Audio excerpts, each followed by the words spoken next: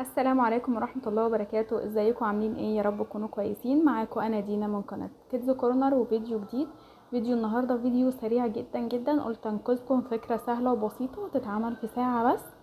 مش هضحك عليكم واقول لكم ساعتين، نص ساعة، لا هي ساعة بس.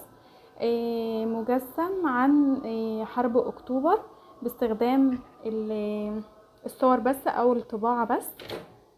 فكرته تحفة وسهلة وبسيطة. بصوا الصور كلها واقفة، احنا بنطبع الصور. هشرح سريعا كده. بنطبع الصور وبنوقفها بحاجة بسيطة كده تسندها من ورا اهي.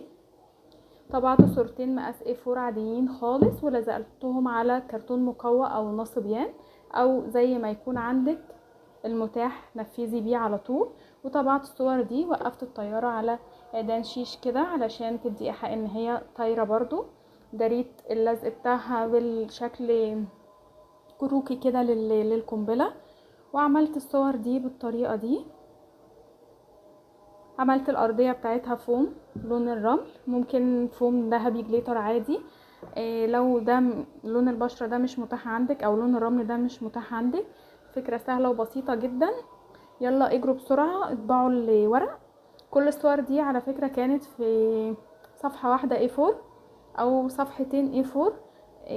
جمعتهم عشان تعرفوا تظبطوا المقاسات، يعني نزلت الصور دي وقلت مثلا اللي هيطبعها لي جمعها لي كلها في صفحتين اتنين او صفحة واحدة زي ما تحبي يعني.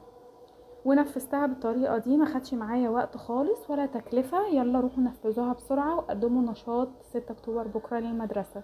باي باي. اعملوا لي لايك للفيديو واشتراك للقناة.